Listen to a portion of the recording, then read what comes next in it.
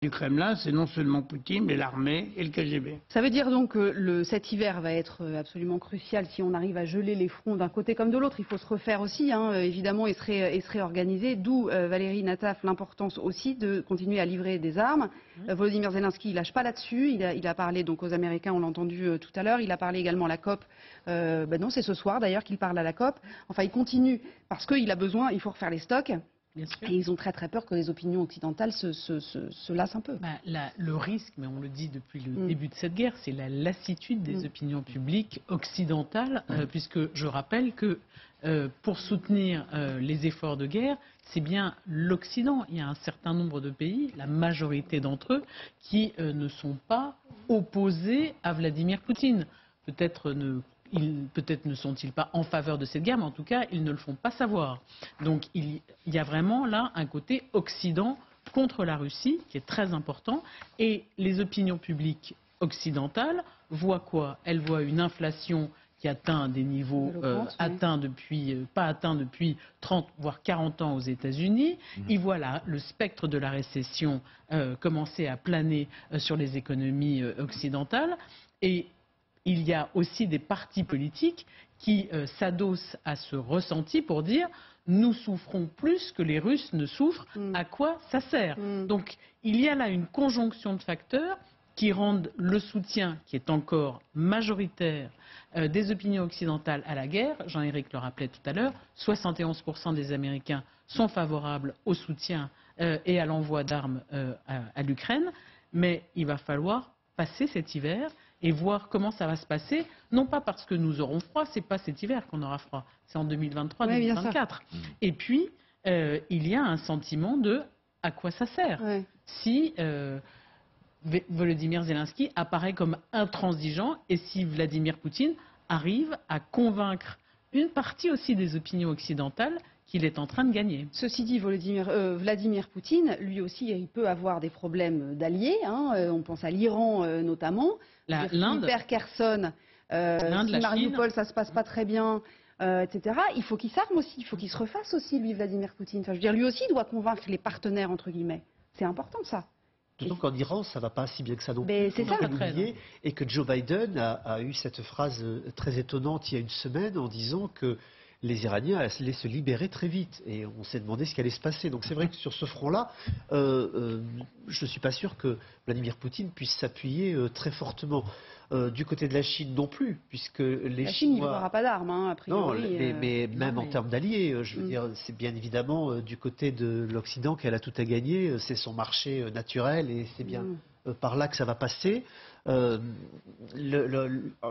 a, comme le disait Valérie très justement, des opinions publiques mondiales qui s'impatientent, qui ont peur, qui commencent à se poser beaucoup de questions aussi. On revient aux questions là de la même façon.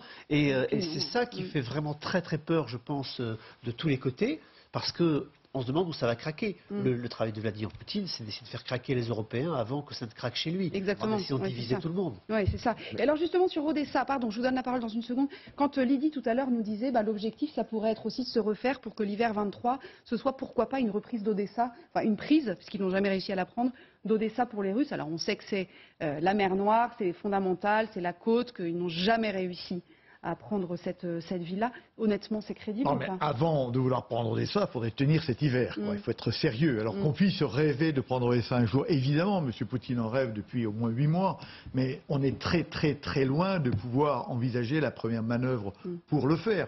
Alors qu'ils le disent, c'est bien, mais enfin, on en est extrêmement loin. Moi, je reviens un tout petit peu sur les opinions publiques.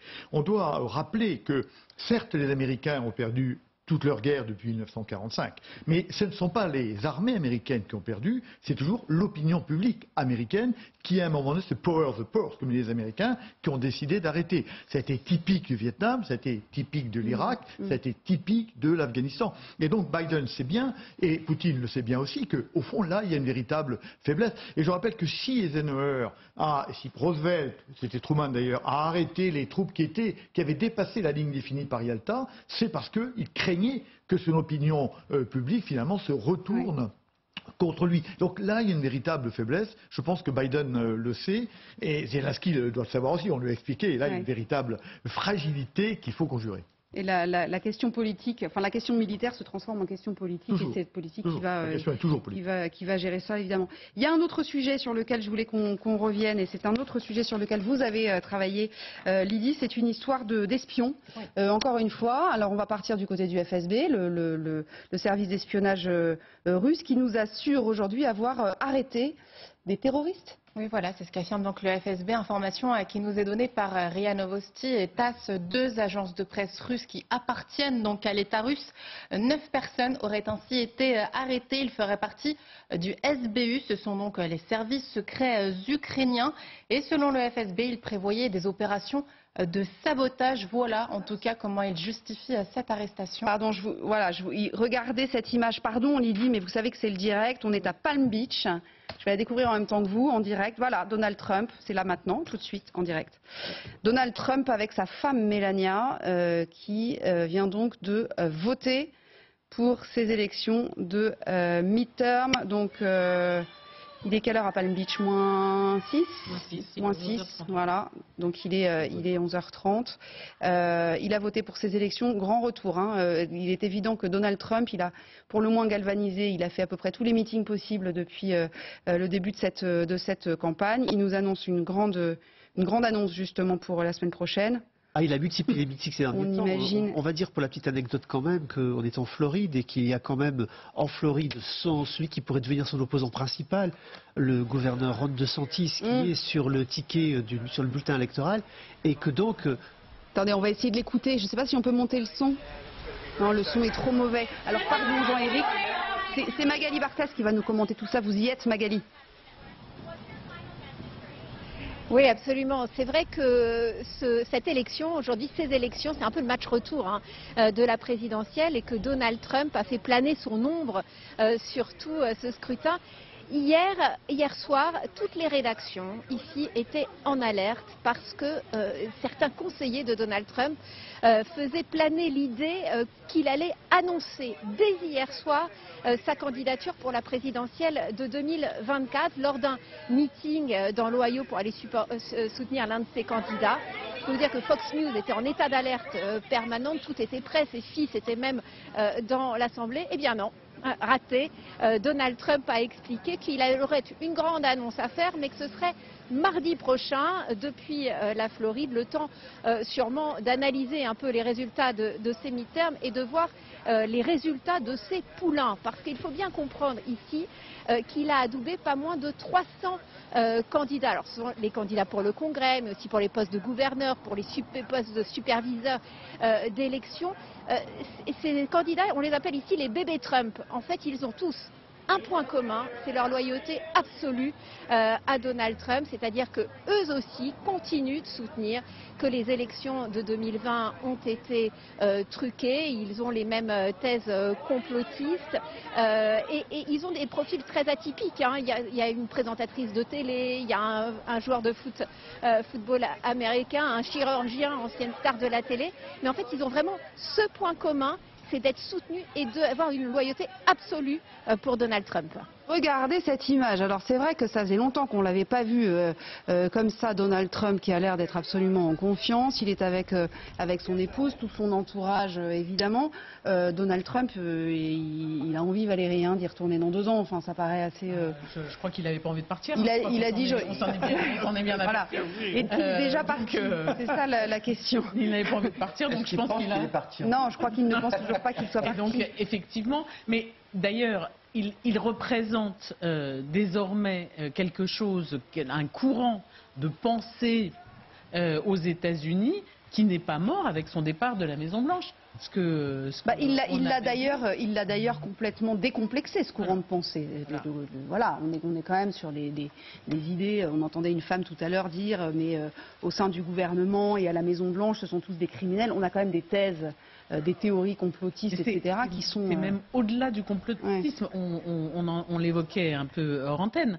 Il y a dans ce qu'on appelle les election deniers, ceux qui ne reconnaissent pas le résultat des élections, quelque chose qui met à bas le contrat social dans toute démocratie entre un perdant et un gagnant. Voilà des gens qui ne reconnaîtront jamais qu'ils sont perdants. C'est le cas de Donald Trump qui a fini par par admettre du bout des lèvres qu'il Plus ou n'avait moins, pas ouais. gagné, poussé par son entourage. Là, je vais parler sous le contrôle de. Ah mais s'il veut se de Jean-Luc représenter, il faut Granat. qu'il reconnaisse qu'il a perdu, puisqu'il y a le 22e amendement qui limite à 2 mandats, donc ça Ah oui, l'un ah peut bah pas oui, aller sans vous l'autre. avez raison. Vous avez Jean-Éric, parfaitement raison. tous ceux des Républicains qui s'étaient désolidarisés de lui après l'affaire du Capitole, on s'en souvient, il y en avait beaucoup, hein, notamment son vice-président d'ailleurs.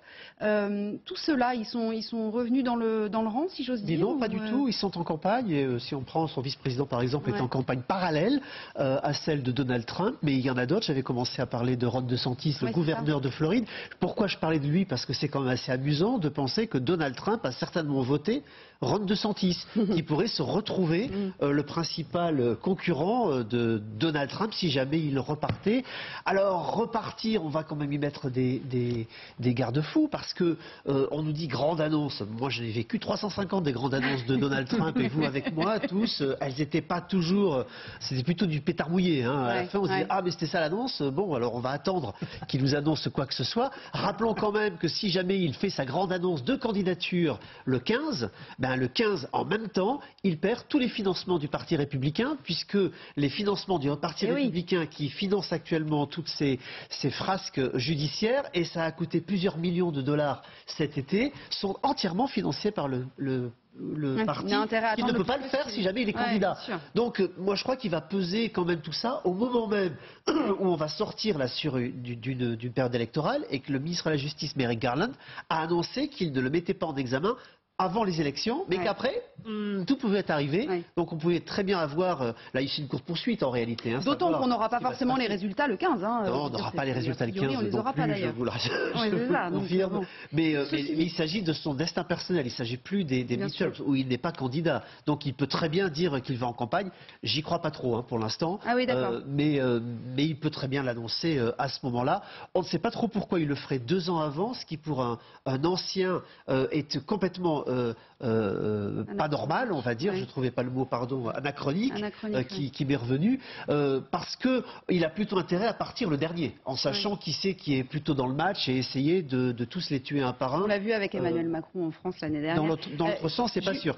Juste un autre mot, on a un Je voudrais autre qu'on aille voir Magali. challenger. Rapidement. En 2 secondes, mais ça va intéresser Magali, qui je pense à l'information. Un autre challenger a fait une belle annonce hier, c'est Glenn Youngkin, le gouverneur de Virginie, qui a publié un clip quasiment d'annonce de campagne aussi hier, et ça aussi c'est une bête montante, une partie républicain qu'on va surveiller. Oui, de donc c'est très, pas du très tout près. gagné pour Donald Trump a priori, mais on Ah aura bon. bien l'occasion d'en reparler. Juste un mot, Magali, je dis une bêtise, vous étiez en Floride, pas du tout, vous êtes à Washington, parce que vous suivez tout cela dans le point central évidemment. Ça vote depuis maintenant 5 heures à peu près, si on regarde côte est, côte ouest. Est-ce qu'on a une idée de la mobilisation ou pas, Magali? Écoutez, manifestement, les Américains se mobilisent massivement parce que vous savez, aux États-Unis, on ne vote pas uniquement un seul jour. Par exemple, regardez ici à Washington DC, on vote depuis le 31 octobre. Et puis, on vote aussi dans les bureaux de vote, mais on vote aussi par correspondance. On vote aussi dans des box, vous voyez, qui sont installés à l'entrée des bureaux de vote où on peut venir glisser son bulletin. Eh bien, il y a un chiffre qui est donné aujourd'hui par les médias américains, c'est 43 millions d'électeurs américains qui ont déjà voté par anticipation, ce qui serait un record absolu, ce qui montre qu'il y a une vraie mobilisation. Toute la question est évidemment de savoir à qui cette mobilisation va profiter. Vous savez, ces élections de mi-mandat, généralement, ça se termine toujours par un vote sanction pour le président. Et Joe Biden ne devrait pas y échapper, au moins pour la Chambre des représentants, qui devrait basculer d'après les projections du côté des républicains. Toute la question, c'est le Sénat. Et là, on va scruter de très près juste une poignée d'États. Finalement, ce sont toujours les mêmes, hein, l'Ohio, la Pennsylvanie, la Géorgie. Si c'est aussi serré que ce que prédisent les sondages, alors en effet, les résultats, on ne les aura pas à la fermeture des bureaux. Il va falloir attendre de dépouiller tous les bulletins, y compris les bulletins envoyés par correspondance. Or, ce dépouillement, il ne commence que lorsque le vote du jour J est terminé. Juste un dernier mot. En Géorgie, si le candidat au Sénat ne passe pas les barres des 50%, alors il faut organiser un autre scrutin, un deuxième tour. Ce deuxième tour, il a lieu le 6 décembre. Autant vous dire qu'on peut potentiellement attendre encore très longtemps pour savoir dans quel camp le Sénat va basculer. Merci Magali, avec Julie Janus depuis Washington. Alors on débriefera tout cela évidemment demain, on aura peut-être déjà quelques indications. Je voudrais, puisqu'il ne nous reste que quelques minutes, qu'on s'intéresse, puisqu'on était sur l'Ukraine, qu'on s'intéresse au message envoyé par Volodymyr Zelensky. On l'a évoqué rapidement ensemble Valérie tout à l'heure. Est-ce que les États-Unis peuvent lâcher Zelensky? Ils sont le plus gros pourvoyeur, évidemment, c'est eux qui ont investi le plus, que ce soit en armes, que ce soit en aide humanitaire, que ce soit en doudoune, en gants, etc. Enfin, on l'a beaucoup dit. Il n'est pas question, comme on disait tout à l'heure, de fermer le robinet complètement. Non, il ne s'agit pas de le fermer. Ça me semble, Jean-Éric l'a démontré brillamment tout à l'heure, ça représente ceux des conservateurs, des républicains qui souhaitent fermer totalement le robinet sur le thème pas un centime n'ira à l'Ukraine tant que des Américains souffrent aux États-Unis, ça représente 5% oui, au Sénat et 10% à la Chambre des représentants. C'est peanuts, pardon de mon français. Donc ça, il n'en est pas question. La difficulté, c'est dans quelle mesure l'enveloppe budgétaire peut être réduite. On voit bien que Volodymyr Zelensky a fait un peu monter les enchères et explique à quel point c'est crucial pour lui. Joe Biden s'est engagé à ce que le soutien américain en argent, en espèces sonnantes et trébuchantes et en armes ne diminue pas. Pourra-t-il le réaliser? Oui, c'est ça. C'est difficile. On l'a oublié parce que maintenant il est président. Il est très roué dans les débats parlementaires, Joe Biden. Il est resté... dites-moi Jean-Éric, combien? 36 ans. 36 ans au Sénat. Donc il sait comment... Il y a une carrière. Il sait comment faire. On l'a oublié parce que maintenant il est le président des États-Unis. Donc il faut voir, ce n'est pas perdu pour l'Ukraine, mais ça peut être compliqué, des négociations. Ça nous évoque aussi, vous savez, des négociations dans un autre Parlement avec une majorité relative. Ça nous dit quelque chose. Non, mais c'est vrai que du point de vue de Volodymyr Zelensky, c'est crucial. Il va falloir que les livraisons continuent, général. Hein. Absolument, absolument. Et c'est pour ça que, malgré lui, il peut quand même être contraint, n'ayant plus de stock ou les stocks de munitions s'amenuisant, les armes arrivant de manière moins nombreuse, il peut être conduit lui-même à être un peu plus réaliste et à se dire, bon, il vaut mieux plutôt que de reprendre le flux russe au printemps, négocier, tenir au moins pour un moment. Donc il n'est pas impossible qu'on arrive sur un conflit gelé pendant un certain temps, mais simplement le temps que l'armement revienne. Et donc, effectivement, il y a un risque certain. Il peut y avoir des décisions dans les 3 mois qui viennent. Ils ne sont pas installés tout de suite au Congrès. Il y a un petit délai. Ils rentrent en fonction le 3 janvier. En janvier. Oui, le 3 janvier. Il y a déjà des décisions, puisqu'en réalité, il y a déjà une négociation pour la prochaine enveloppe qui, d'après les discrétions, serait entre 40 et 60 milliards. Alors, le gap est grand, hein, 20 milliards, c'est quand même très grand. Mais une bagatelle. Et c'est là où, comme le disait Valérie, ça peut se jouer. C'est vrai qu'on peut donner à certains conservateurs en leur disant, écoutez, on va sur la fourchette basse plutôt que la fourchette haute, auquel cas ça plairait pas à Zelensky forcément, mais ça plairait à ses conservateurs. Rien n'empêche de revoter ensuite un petit peu plus tard. Et après, il joue là-dessus aussi. Hein. C'est des promesses, c'est pas des réalisations.